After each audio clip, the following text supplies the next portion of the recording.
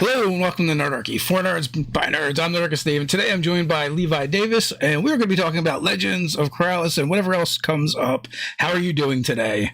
Good, and you? Excellent. If you'd be so kind to kind of introduce yourself and tell people a little bit about you.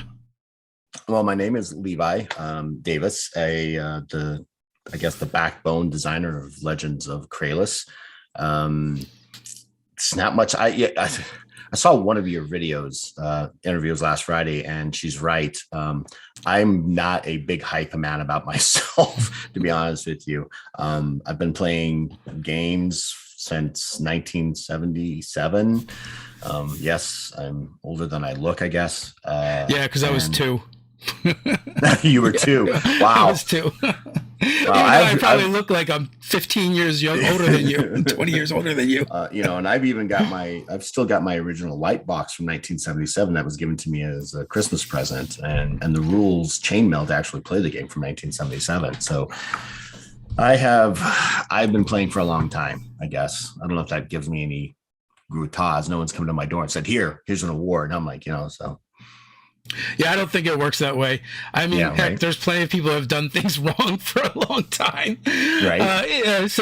But that being said, you are doing a thing, and I'm trying to do a thing. A mutual friend of ours, and kind of did an introduction and said, "Hey, you should check out this person."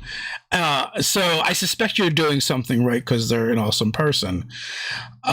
So what is the origin story of Legends of Kralis? What made you decide to make your own role-playing game? All right. So that's always, it's one of those questions I kind of like mumble because they're answers I mumble because it's almost too long. Yeah. So it started off honestly as a really bad homebrew in the 1990s, 94, 95, 96, as a way to be different than Advanced Dungeons and Dragons. Even though I've played like Harp and Harn and basic role playing and Call of Cthulhu and all that, but I wanted something that was more fantasy. So we just started homebrewing a D100 system that was a roll enter system that counted successes. And, that was the original origins of it. We were just, we were 25, 26, 27, didn't want to play. Third edition hadn't come out yet, and we wanted to play something that was different. So we developed something different, and I wrote down the rules, and I've got books over here from the rules that are just, they're not. When I look back, I kind of hang my head in shame, like, wow, that is really bad. But it's, and it's been fun, I mean, and I also wanted to write a game that I wanted to play, right? And I think that's the best advice, right? Do something that you enjoy. And well, also other people find the same thing in it. In all fairness, I would say it's like 20 years ago, right? A lot has changed. A lot has changed. In just in the world in general, but in the hobby too, it's kind of grown and expanded. There's a lot of different ideas floating around and different types of ways to play the game. Do you remember what it was that made you want a different system? What do you think was missing that you're trying to kind of fulfill? I didn't like the fact that there wasn't enough granularity in the die mechanic itself. Going back again, this is before D20 came out, and even now with D20, I don't think there's enough granularity that allows for a broader width of being able to help tell more stories driven by a mechanic itself, right? I don't know if that makes any sense. Like in anything that we play, like Dungeons and Dragons, Advanced Dungeons and Dragons, it was either hit or miss. That was it. And with skills, it was a proficiency check. It was hit or miss. It was binary, on or off. And I didn't like that. I also didn't like the complexity of THAC0. THAC0 was great for its time, but I didn't like THAC0. I liked the idea. I think you're being very generous. I don't think it was ever great. It's just what we had. Well, it was, right. It was what, you don't know what you don't know at the time. Right. Yeah. And that's all we had. And for its time, it was a fairly cool mechanic in what it did, but it was very struggling for a lot of people because even I, on the proficiencies and ability score checks, you roll higher than, or low, and then it's just, it was just always went the opposite direction. So when Yeah. D20 came in and said, hey, no, where everything is going to go the same direction, it made much more sense. And that we were already doing with the D100 rolling system is, we were rolling under a D100, like the Call of Cthulhu systems or Chaosium systems that are using D100s. But I also like armor absorption, right, from like palladium and things like that. And I like the fact that you could either avoid a hit, or if you get hit, your armor absorbs, and then you can, whatever's left over is what you take as damage. And I like that mechanic, but they were two different systems and very hard to interblend and marry those without changing the mechanic of either one or the other, to make it work smoothly. And so we started playing around with our own concepts of that. And I guess that was the seedling of what we now have for the Tolarius D100 mechanic for Legends of Kralis.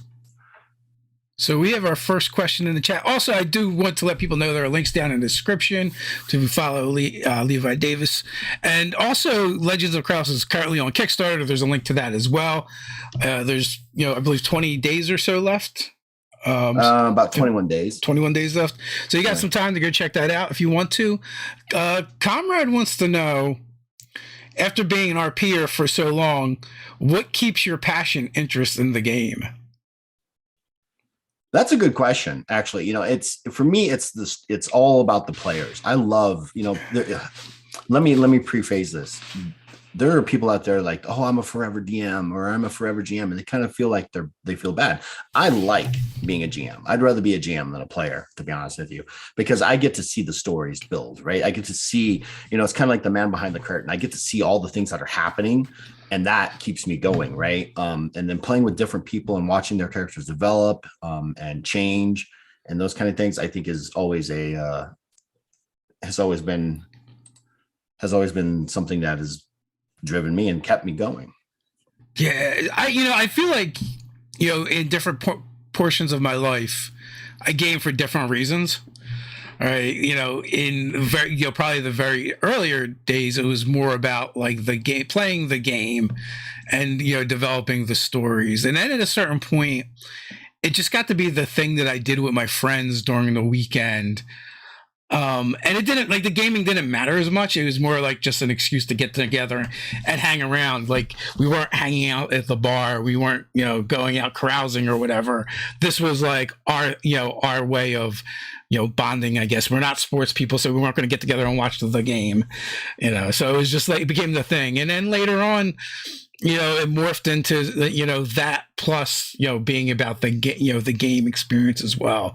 And then I started doing it for a living, and then it made it even weirder. So I don't know. It's just the thing I do now, right? Well, and I remember back, when we were younger, we actually started doing this. It was all about, getting our characters as powerful as possible, and Monty Halls and all that other fun stuff. And then you're right, it changes, right? It's your tastes, I guess, change, which is weird for a game. I don't know if you could say the same thing that would happen for like Monopoly players, right? Yeah. Do their tastes change? But yeah, I definitely understand where you're coming from with that, and it's changed. But for me, it's always kept me going. I like role playing. I like mechanics. I love watching the players play. And also too, like, I feel like it's one of those areas in your life that you can be creative. Like, anybody can be creative. And maybe you're not a musician, maybe you're tone deaf, right? Or you have no coordination, no rhythm, you can't dance, you can barely hold a pencil, let alone draw something. And your English sucks, grammar and whatnot. So you're not a good writer, but we can all sit around the table and tell stories together. We've been doing that since we've been scribbling on the side of a cave wall. Ever since we've been able to communicate with each other, we have been telling stories around campfires. Absolutely. And then somebody decided to throw a rock at somebody and said, "Hey, that's there we go. There's the D20." Yeah. Right? DM Guru 2 wants to know, for GMs, how much front work do you expect a new reader will need to do to effectively run this rules and game system? Hello, DM Guru too. Thank you for the question. That's actually awesome. So, the most of the questions that are going to be answered, and most of the things that you need to know as a player, are going to be dependent on where you want to go. Right? We were talking pre-show that the front loading, we put all the rolling and the crunchiness in the front rolling of your character. So, what you would need to do as a player is basically know what your species is, know what focus you want and what abilities you want, right? And just be up to date on those. I think the biggest answer for that would be knowing what species you want. There's a lot of lore in those species categories that we've actually written. They each get 2 pages. One of them actually gets 3 because they get a clockwork creature that they can have with them, but that's about it. I don't think you need to read. I mean, as a new reader, all you need to honestly is just know what your species is and know what your focus is and choose your abilities and go play. We have a saying, pick your species, pick your focus, pick your skills, and pick your ability, and you're done. Now, what about from the GM side? I mean, the system comes, has 3 books to it, kind of like a D&D game. How big are those books? Well, so we've packed a lot of information into them, right? So the player's guide is 384 pages. The game master's guide is 384 pages. The monster is the bestiary is close to 400 pages. But in each of those books, right? So the monsters have all the statistics and their abilities and descriptions of what they can do, along with art. The player's guide is divided into the player's creation, which is their species, their focus, their skills, and their abilities, along with a huge chapter on spells and abilities. The combat chapter itself is maybe 20 pages, if that. I'd actually have to look at it. And in the Game Master's Guide, we've divided that up into what is the GM, the standard, hey, here's what the different type of player types you might be dealing with. Here's how to deal with those player types. Here's how to do this. And then chapter 2, which is using the system, really gets into the nuts and bolts behind the system, which allows you, we show you how to change this. Or if you have a question, right, we've tried to answer it in that. Being a classless system, we've actually tried to have as much information within those books as possible to answer just about any question that might come up within that. And then chapter 3 of the Game Master's Guide is environments, in which we've actually put some time into where we actually have the dungeon, dungeon templates, how to, put things together, cities, environments, and those kind of things. And then chapter 4 is all about the NPCs. Chapter 5, again, is small. It's combat that were of questions or answers that may not have been taken care of in the player's guide. And then chapter 6 is magic items and technology items. So, I think GMing in general, whether it's D&D, any game system, the GM has to be the one that knows the most, right? They need to know everything. But what we've done with the books is literally made it a toolbox, right? If you have a question, we've tried to answer it about the system within that game book. And, we've got a fairly extensive index. We've got lots of good tables. We've done a lot of that stuff, DM Guru. So, I mean, even like the player's book, it's pretty, the page count's pretty hefty, but, it's only 5 chapters, right? So right, it's only 5 chapters. And it's not like you need to read the entire book, right? Yeah. That's not what it is. It's because of the fact that when you break out from classes, you've got to be able to develop the system in such a way that you can allow players to be unique enough. And so that means more options. So that means more pages, right? To be able to do some and be very descriptive in those rules. And I know there's a lot of people out there that'll say, well, what about rules light? What about this? That's too many rules. All they are is descriptions on your ability. You want to climb the wall? Well, here's the ability on how to do that. We have deft walk, for instance, which allows you to run along the surface of walls and ceilings, clinging to it like a spider for a certain number of turns. There's just a rule for that. That way there's no confusion in the rules. I know, like, when I was going to run Monster of the Week, and I'd only played it a couple times, and I had never run it. So I was like, all right, I guess I should read this book. I pretty much skipped the playbooks, right? Because that's the stuff that the players are going to need. And then once, we sat down as a group and decided what we're going to do, I went back and read, what the players are actually doing, with their specific playbooks. But I'm like, I don't need all the other ones to run the game. Right. So I imagine, this system, like many of them, there's a lot of stuff you don't absolutely need immediately. Right. No, and there isn't. But, we've tried to predict everything that you might need. Like you want to sweet talk and have sex appeal with a specific character, specific NPC. We've got that in there. Right. Poison, and all kinds of other concepts that are in there that deal with the characters and the environments that they're in. And they're just, again, it's just a toolbox, right? I mean, when I go buy a toolbox, it generally has like 500 pieces in it. And I don't use every single one of those sockets and wrenches all the time, but they're there in case I need them. Now, is it a generic system, or no, this is the system for running Legends of Kralis, and that's pretty much what you would expect to play with it?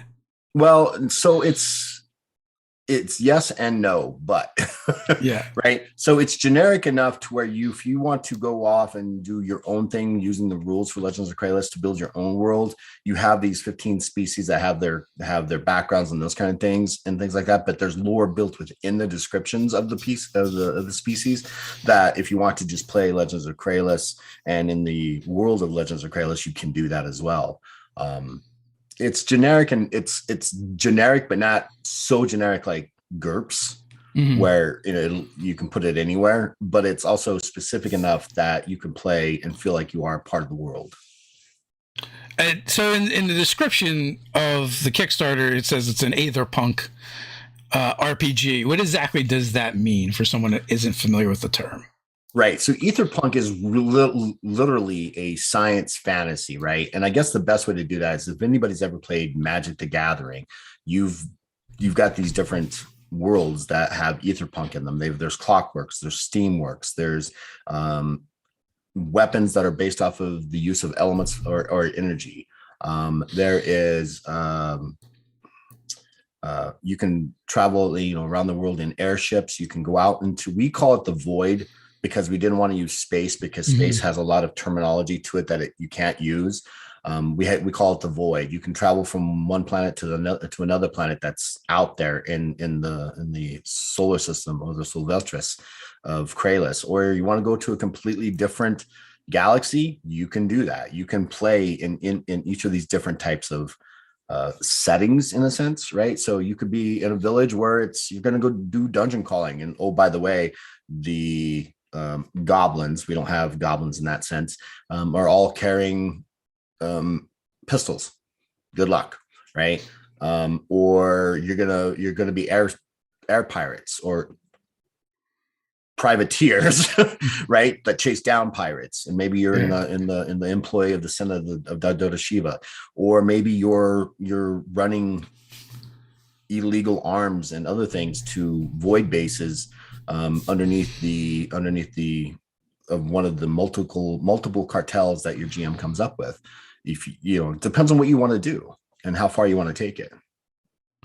So TM Guru wants to know, a lot of species, magic, and other aspects of the game have some really unique names. Can you talk about what inspired Kralis's names and sound? Well, I love DM Guru because he's actually one of the players actually out there that has actually rolled up a character with me. And he seemed to like it very much. And so, yeah, there's a lot of species out there, right? So we have the Series, which are four-armed individuals. Then we have the Elwyn. Then we have the Bahul, which are ferret folk for all intents and purposes. Balian. Then we have the Bahul, which everybody says when they look at it, because they are bullmen, they say Minotaur, and I'm like, they're not Minotaurs. We actually have Minotaurs in the bestiary, and they are a corrupted version of a Bahul that have been changed and mutated somehow. Then we have the Kura, which are dwarvish in a sense, only because of their stature. They are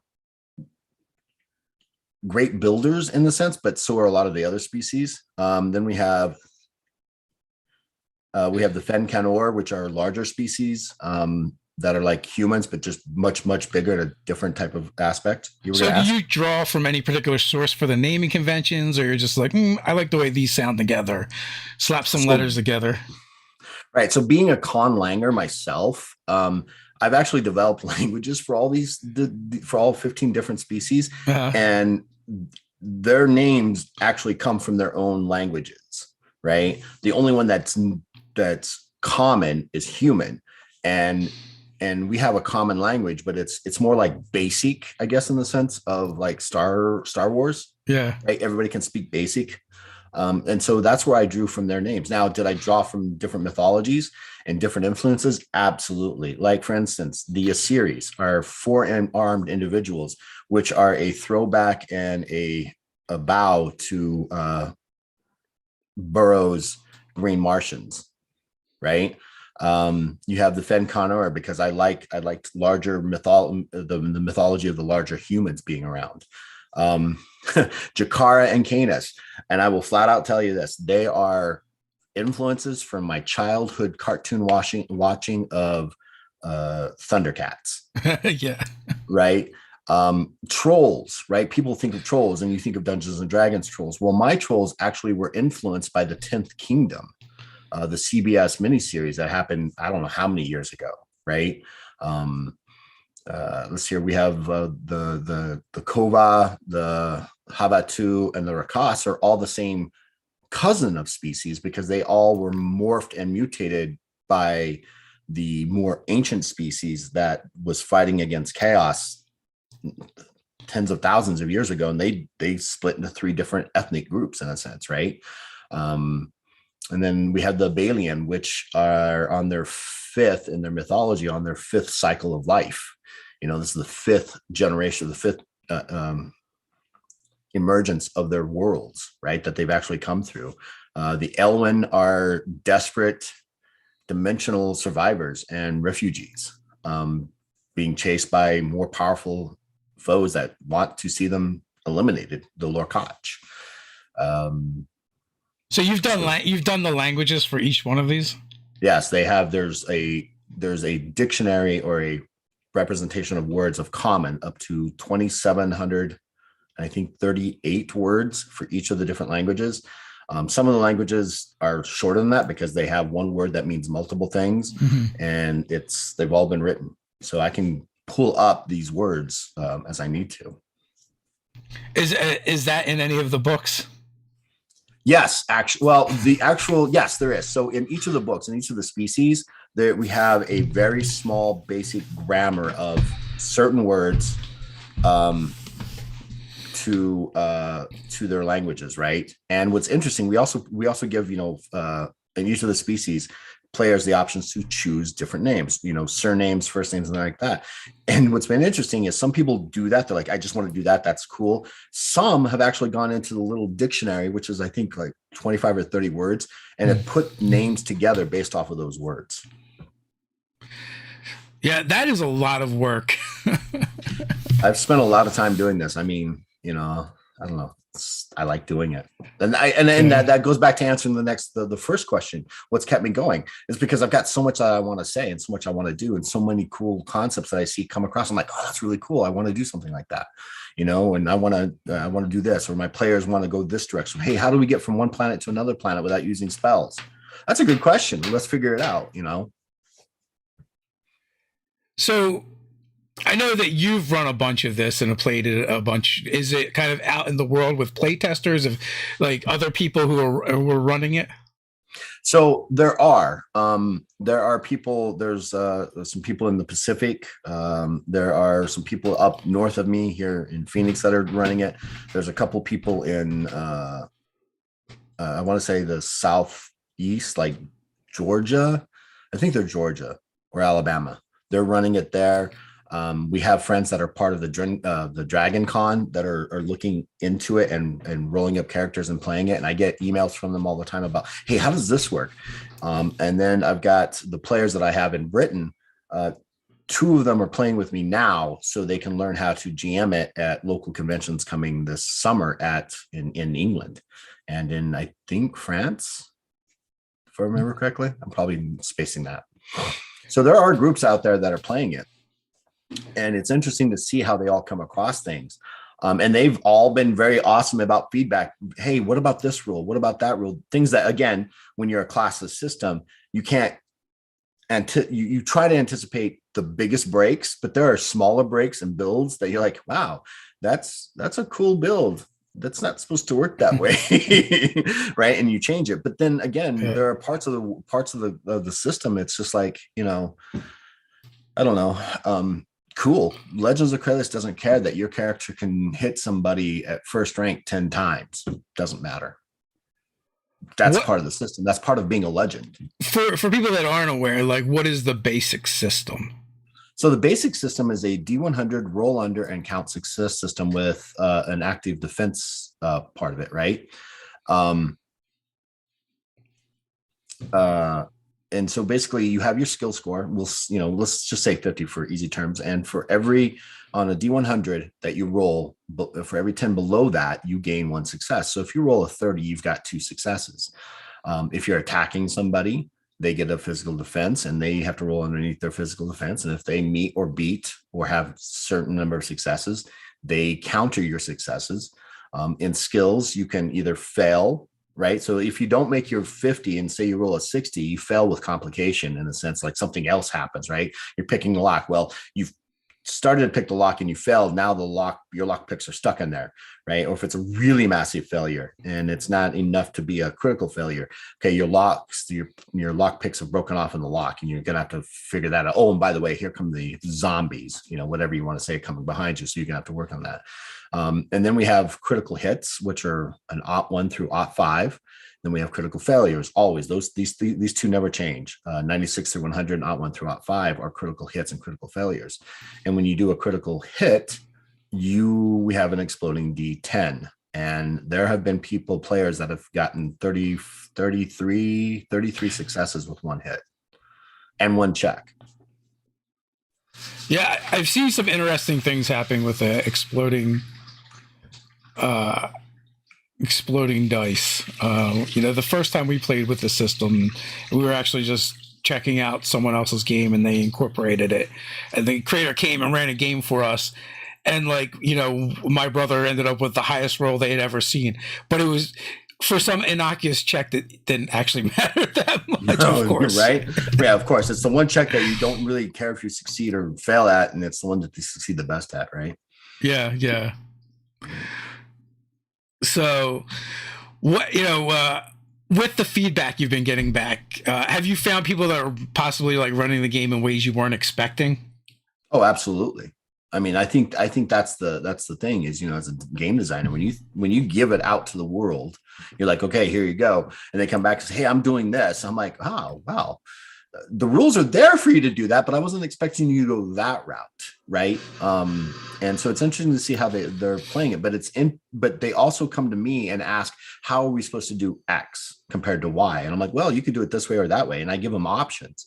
And sometimes that is a good thing. And sometimes it's a bad thing because they want options. And sometimes they don't want options. They want a direct answer. And then they'll feedback, well, how would you do it? And I'm like, well, this is how I would do it, but you're free to do it your way. Right. And I encourage people to do that. I mean, the rules are there. They're not to be ignored, but they're there to help you to develop the system and develop your gameplay within Legends of Kralis as both the player and as the GM. The GM is, I don't know, I don't think they have any harder job in Legends of Kralis than they would in any other system. I think like one of the joys of like creating something and sending it out into the world is seeing what they do with the thing you made. Right. It is. I mean, it's not like you go out and you buy a motorcycle and you go out and they take it and they pull it apart and they put this. Well, they do that. That's how motorcycles with 3 wheels and 3-wheelers came into existence, right? Or you've got those speed bikes that have got that long, the long wheel behind them for racing and things like that. So, they take those things apart, but you're not going to take apart a Harley Davidson, right? You're not going to take apart a Tesla to develop something else. But you may do something different with it. And with the system, it's meant to be open enough to allow you to do what you want to do within the rules.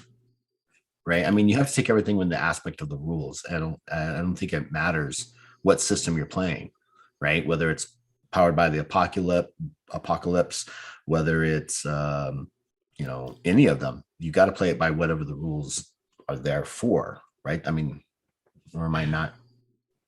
Yeah. what was the point where you pivoted from like, oh, this is a game I made to play with my friends to I'm going to take this game and turn it into a published game? Wow, why don't you just hit me harder next time? I'll see what I can do. Uh, I think it pivoted in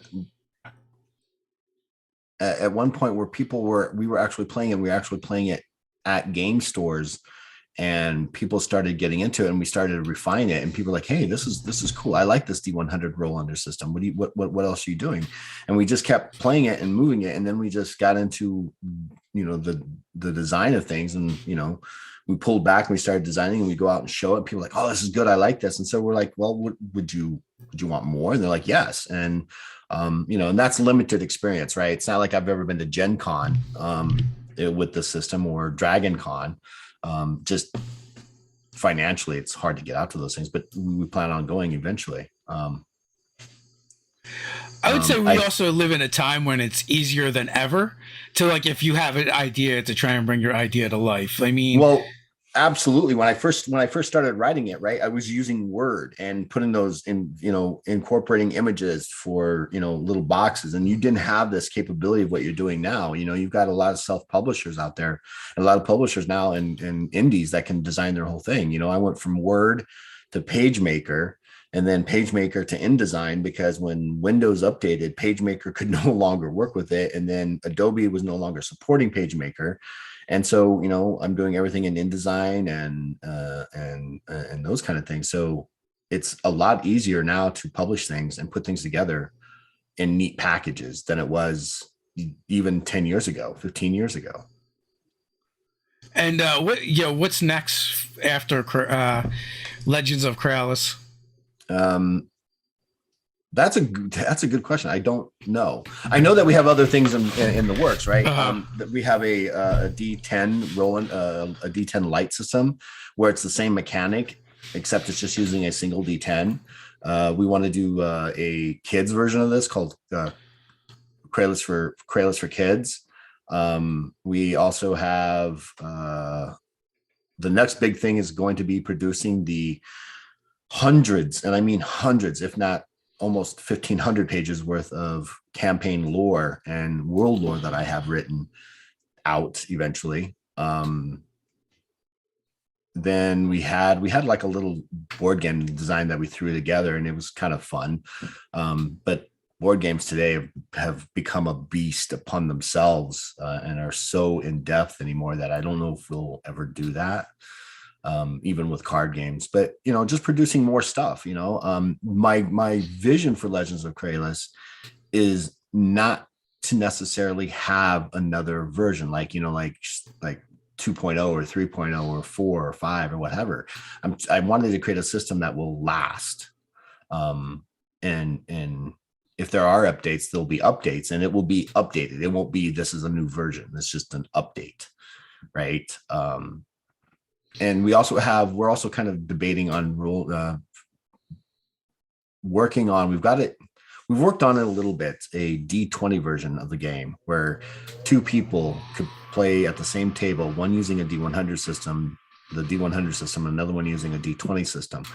And we're not sure we're going to use the same D20 system everybody's used to in third Pathfinder and 5e. We still like the mechanic of rolling under. And so just moving it from a granularity of where 1% is better, it can be seen and be felt in the game mechanic, to a 5% where you literally have to move a whole 5 points to actually do something different with a D20. So we'll see about that, but that's where we're headed, I guess. Do you remember at what point you were like, D100 under, that's where it's at? That's the game I want to play. Well, yeah. Well, like I said, I cut my teeth on Rollmaster, and if you've ever played Rollmaster and have lived through that, you know what I'm talking about. It's a very complex, very in-depth system, and I mean it's super crunchy. I think if we're gonna say crunchy, that system is super crunchy. But I also liked, Call of Cthulhu, the roll under for their skill systems, basic role playing, RuneQuest. I liked those systems. Because for me, it gives you more granularity. I think it gives more granularity than just a simple D20. and I know people will argue with me about that, but that's just, my personal opinion on that point of view. I think D100 gives you more granularity as you go up than a D20, right? But Or even a die pool system. Don't you kind of lose the granularity when you use the degrees of successes, because then it's really just like the tens matter, kind of. Well, yeah, and there's that granularity, but there's also partial successes of that, right? So let's say your skill is 53 and you roll a 50, you still get one success, even though it's not a full 100. It's any portion of that, right? So let's say you have a skill 53 and you roll a 43. That's technically two successes. One for rolling underneath your 53, and then the one for the 43. So that's two successes. Well, yeah. So I just saw Selendor say, they played Middle Earth role playing, and it's essentially the same system. Right, it literally is. It's it's Middle Earth role playing, and it's based off of the ICE experience with Rollmaster. Yeah, I never played Rollmaster, but I did play like a session of Middle Earth role playing. I think a session. That says a lot, right there. Right? Well, it was. I want to say in my teens we played a session of a lot of games. A lot of games, right? Yeah. And I like the D100 system because it allows, in my opinion, allows for more granularity and avenues. Even 5 points can change your position, and we've had a lot of people say, well, the D20 does the same thing, except it's a smaller dice system. And you're absolutely right. But I guess my rebuttal to that would be, then why aren't all games D20? No, there's a lot of different systems, and there's value to them all. Well, right. Maybe not to all of them, but there's different ways to skin a cat, right, and have fun. Right. I mean, we will never say the game that should never be mentioned's name, shall we? And I think you know which game I'm talking about. But yeah, I mean, if not for D20, then why a D6 pool with Shadowrun? Why D10 pool for White Wolf? Why for World of Darkness? Why originally 3D6 was being used originally with Dungeons and Dragons for certain things. I know I just like the D100. I like just being able to use two dice to determine everything. I don't have to worry about like for combat in Legends of Kralis. I don't have to worry about, well, I rolled a critical. Now I get to roll my D4 and I only get 1 point. Well, then if the GM is nice, it says, okay, well, you get your max points plus whatever you roll. That's a crit. In Legends of Kralis, for every success you get, it's multiplied by the total damage. And so you can severely get hit and hit in the combat system. You don't want to go into combat in Legends of Kralis. You just don't want to, because the potentiality of death is very, very high and very, very real. That was my next question. Like, how gritty of a game is it? Is it very lethal? Oh, it's very lethal on both parts, right? And so we've developed a system that we call the heroic luck points, and that's the meta currency of the game. Heroic luck allows you to re-roll any failed rolls, or let's say you didn't like the roll, you can re-roll the roll. You can avoid critical hits. You can avoid an entire hit by somebody. You're getting hit with 300 points of damage. You're like, you know what? No, I'm going to spend 4 heroic luck. And if you're fortunate enough to have 10 or more heroic luck, let's say that you die, you're killed right then. You can actually spend those 10 heroic luck and have a scene where it's like, I don't know how I survived, but I survived. Oh, by the way, I'm missing my arm, or I'm missing a leg, or my eye's been plucked out, or something like that. I've survived, and that adds more to the narrative, in my opinion. Now, is it the kind of game where you should expect to show up, with a stack of characters? Is it that lethal? It's not that lethal. No, it's not lethal. It's not that lethal because, again, everything is based off of certain things, right? I mean, since we front load characters so much, these characters become valuable possessions, right? And one of my co-designers, Wesley, will say like, well, he dies, we scratch off the name and we put Junior there. Yeah. Or we scratch that off and we put Senior there, so you have these if you want to do that. And he's one of the, if you've ever been to Dragon Con, he did the 24-hour nonstop bring your best characters and I'm going to see how quickly I can kill them concept, right? And I forget the exact thing that happened in Dragon Con when he lived out there. But it's lethal, but it's also at the same time very easy to help players get back into health, right? I've only, in the entire time that I have actually played with as many people as I played with, I've only ever killed one character, and that was my son's character. I flat out killed him. There was nothing anybody could do, and I flat out killed him. Well, if you can't do prison rules with your own kid, who can you do prison rules with? Right, exactly. We've actually had one character who I don't want to say suicided, but he had a atomic battery bomb that he had to use to destroy this one creature, and no one else could get to it. So he ran up there and he's like, okay, how do I set this off? And I'm like, well, do you have lore tech? He goes, no. I said, okay, make a lore tech check as a untrained skill check. And he botched it. He rolled a 96 through 100. So he pressed the wrong button and it went off. It destroyed the creature, but it obliterated himself as well. So, So if you've only killed 2 characters, how lethal is it really? Dropping characters and taking them out of a scene is one thing, but to me, it's like when you have to make a new character, that's killed the characters dying in lethality. Yeah, Shallandor, it allows the use of the 69 as divine rule. Absolutely. It's lethal in the fact that health matters in Legends of Kralis. Like in Dungeons and Dragons, you're good. You have no issues whatsoever, all the way up to 0 hit points, right?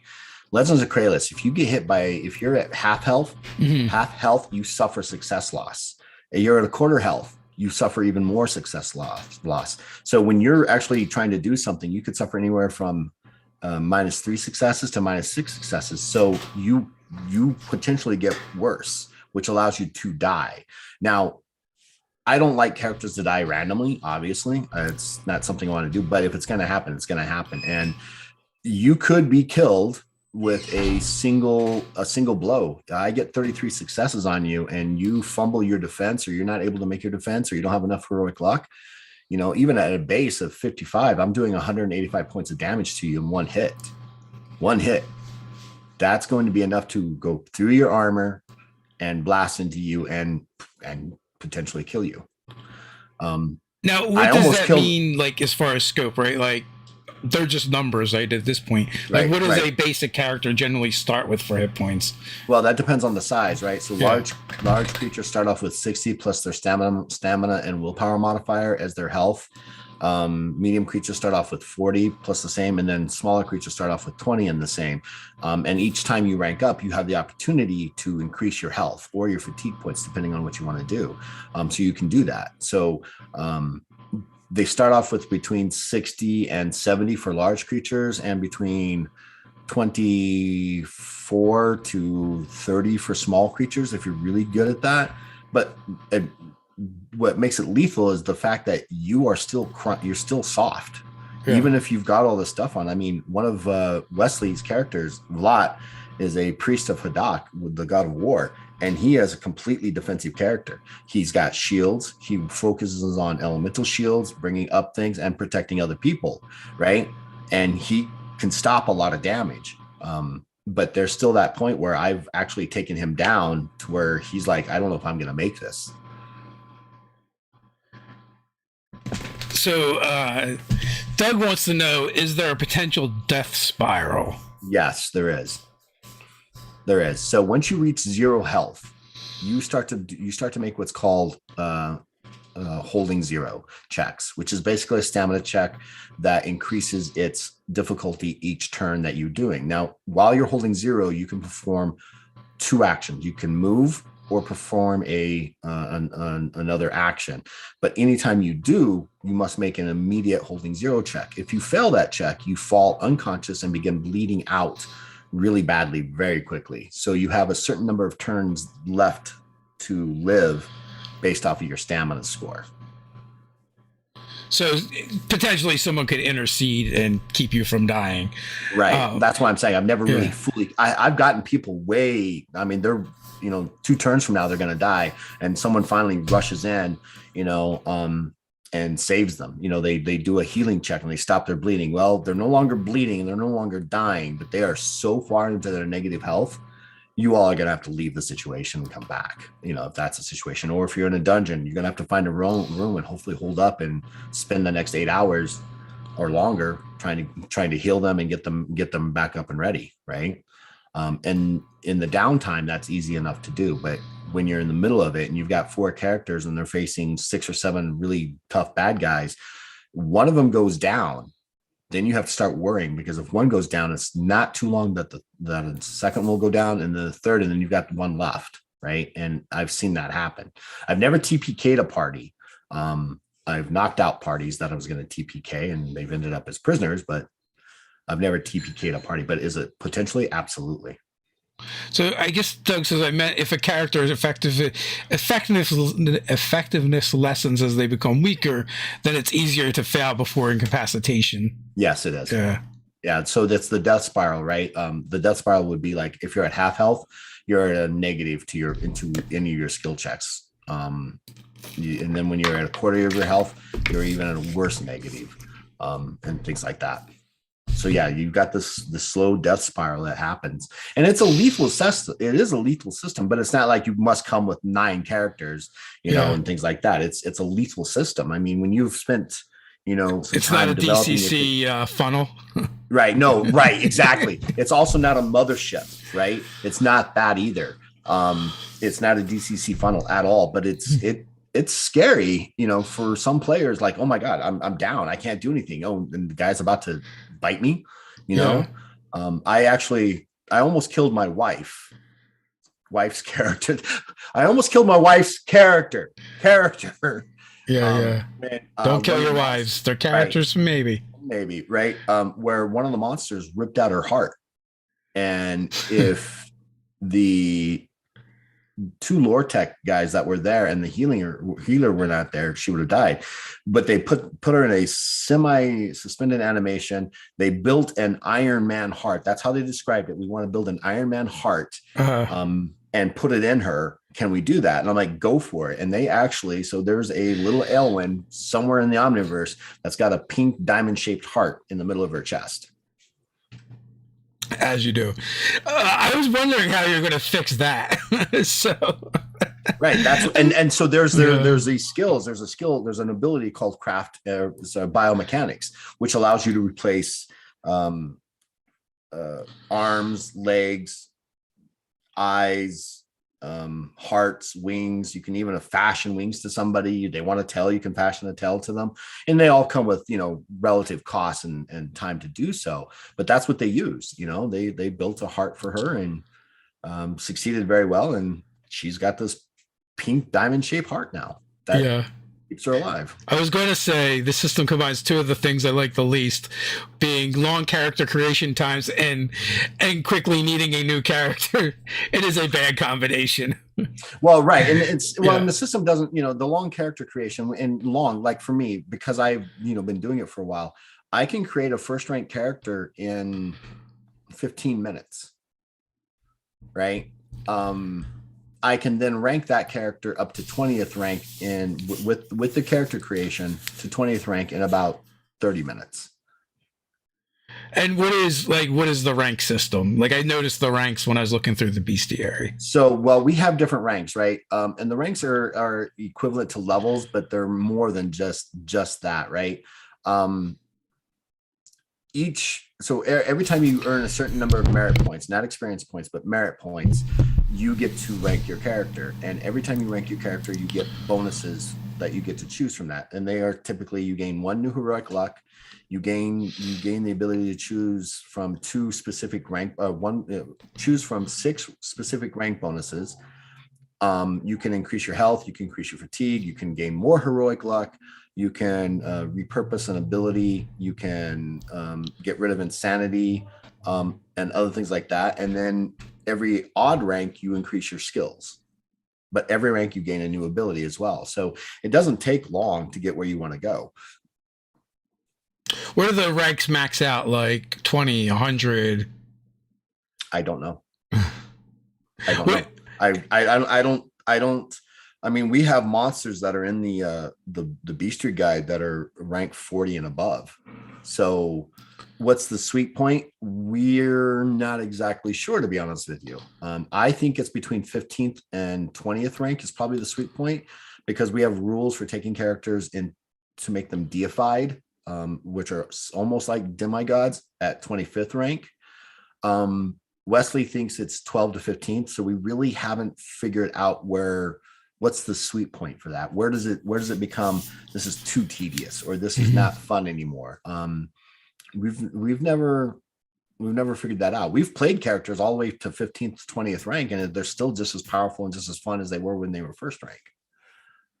So I don't know. And some people have said, well, it's a D100 system, say 100. And I'm like, I don't know. I mean, if you're GM and you guys want to continue to play, the rules are set to allow you to go as far as you want, right? If you want to go to 125th rank and take on the actual literal gods, I guess you can do that. I don't know if that's possible. I don't know what those numbers would look like.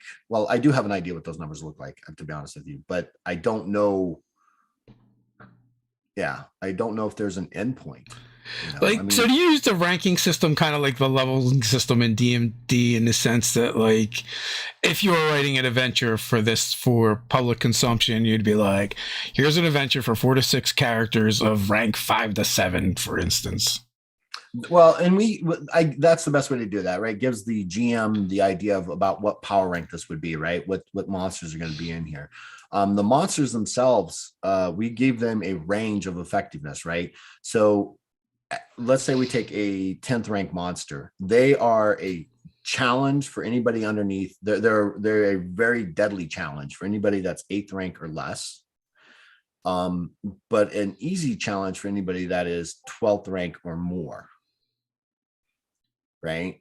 And then you add multiples of those same creatures, then it potentially increases the effectiveness or the deadliness of that. But yeah, so I think a lot of systems do that. I don't think they do it for like Numenera and them, but they do, or maybe they do. They have like a level thing. Yeah. But so what would you say the selling point is for the setting? Not necessarily the system or the mechanics, but like, who do you think this setting would appeal to? Everyone. Right. I think it's going to appeal to people that like science fantasy or science fiction with, a little bit of fantasy thrown in there. I think that's where the setting's going to sit. It's that time beyond high fantasy and before you get to cyberpunk. Right. In modern times. Like I said, you can decide that you all are going to be air pirates, or maybe you're going to be privateers that are underneath the influence and hiring of the Senate of the Doroshiva, or maybe you are running illegal operations for a certain cartel that's in the void, or maybe even on planet side. Right. Or maybe you're delving, it's a blend of technology and magic that it fits. Right.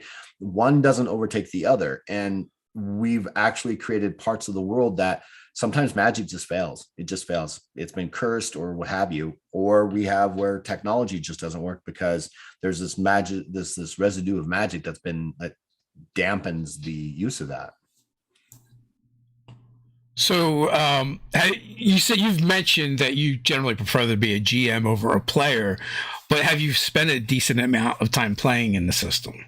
Yeah, I have. I think I have. Yeah. My favorite species are the Tajahu. They are a nod to the Romulans of Star Trek without being Romulans. I think those are my favorite species. I do like these series because the series get 4 attacks if they so choose. They can also be using 2 hands to do one thing and 2 hands to do another thing. On one side, they can be getting ready to cast a spell. On the other side, they're wielding a bow, And if you were to take this and go in other directions, do you think you would experiment with other genres? What do you mean, like horror and science fiction versus fantasy? Yeah. Those kind of genres. Yep. I think it works for every genre, to be honest with you. If you want to play a horror genre with this system, you can. You want to play a futuristic science fiction, you can.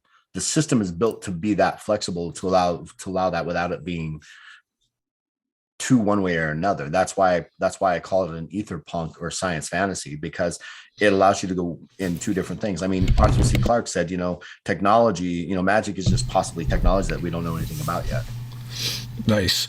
Quick reminder, folks, down in the description, you can find links to the Kickstarter as well as the website to follow Levi Davis across the interwebs, and also check out more of Legends of Kralis over there. So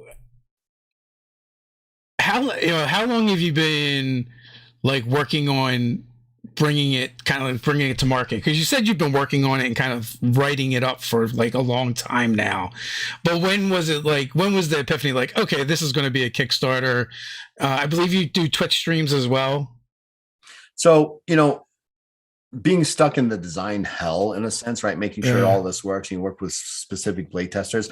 I haven't done as much social media as I'd like, or as probably I should have. And I'm looking at the Kickstarter now going, maybe I launched the wrong month and the wrong time of the month and those kind of things, but also getting people more and more hyped up about it. So, we're on Twitch. I'm on Twitch. I'm on TikTok. I'm trying to be on Twitter as much as possible. And we move things from Twitch over to YouTube and those kind of things. The biggest thing and the best place to get people to actually be interactive is conventions. Well, unfortunately, there's this thing going around for the last couple of years where conventions haven't been out there, right? So I'm reaching people through TikTok, which is where I'm getting most of my players, and they are actually starting to talk about it with other people in their spaces and pulling people in, and that's where that community is starting to build. We need to get back into conventions and try to do it safely, obviously. When things are more open and you're ready to hit conventions, what's the first one you want to hit? Well, so the first one that I'm hitting this March is going to be the Arizona Game Fair up in Phoenix. Then we're planning to go to Gen Con, Dragon Con, and one of the I can't think of their name now. Words failed. Brain done. PAX? One of the PAXs? One of the PAXs, right? Yeah. One of the PAXs. So I could see it, but I couldn't say it, right? Yeah. One of those PAXs. When you're one of them, I'm like, well, which conventions have a bunch of iterations? Right, PAX, Dragon Con, Gen Con, if we can. And it's also based off of, a limited budget, right? I mean, I don't have the money that WotC has or that a lot of these other places do. And a lot of the indies don't. So we got to pick and choose where we show up and how we show up and those kind of things. Everybody says Gen Con is the place to go. And I agree, but I disagree, because there's so much there and so many people's faces that it's kind of like the forest through the trees, right? Yeah, I would say your Gary Cons, your Game Hole Cons, PAX Unplugged, right. Those are really good ones to try and get in there and kind of mingle with people that you'd want to play the game. Right. And when we do go to conventions, like here in the state of Arizona, people that have played with us before, even after we haven't been at a convention because of COVID, they come and they find us. Hey, you're here. Hey, we want to play. What do you got? What's going on? Oh, what about this? What about that? Do you have books ready and stuff? I'm like, well, we haven't quite put the push out on the button for that, but the systems and the game itself is 90% done, closer to 95. There's some more editing I want to get done, right? I want to exchange out some art for some newer art. I want to, and I want to make sure that everybody gets paid what they're due, right?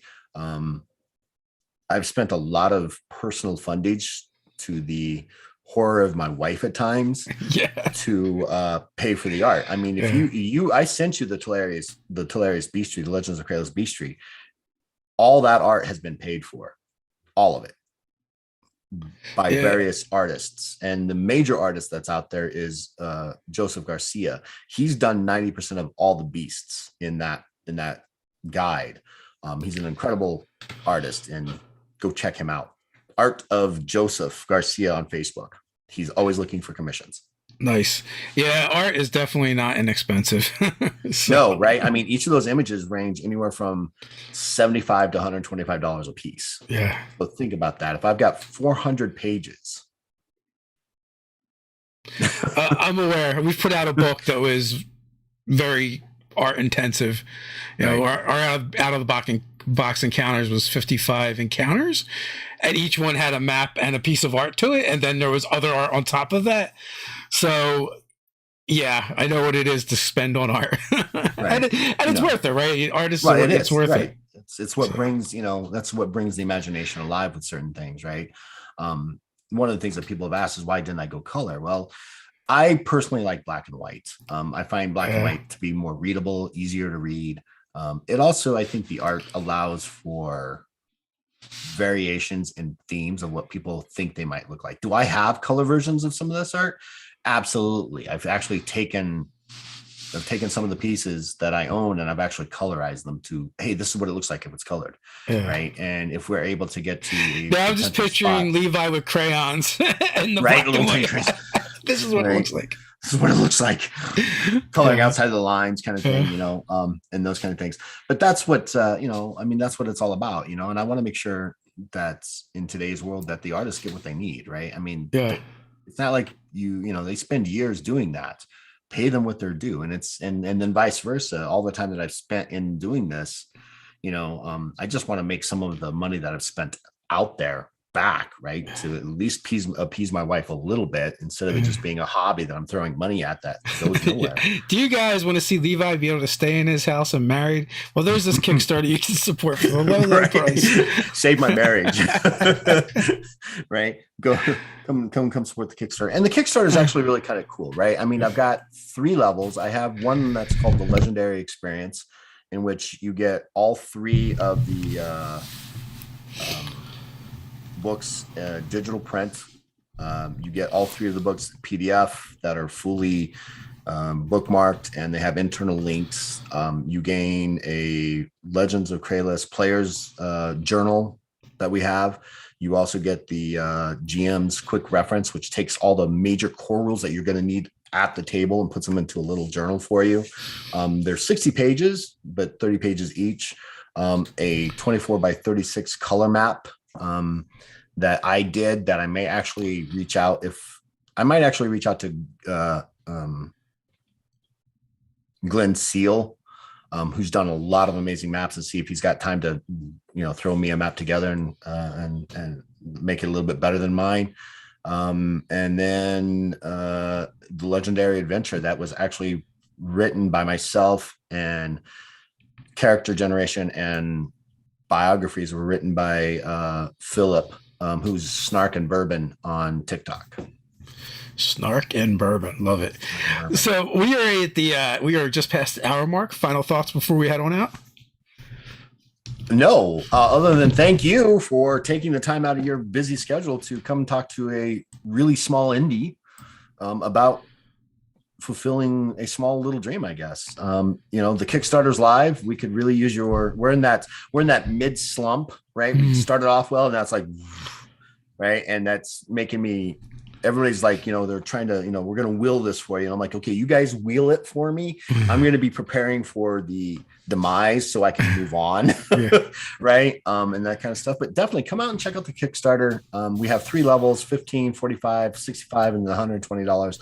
We also have the party pack, which is 4 players guides, a GM's guide, and the bestiary for $85, I think.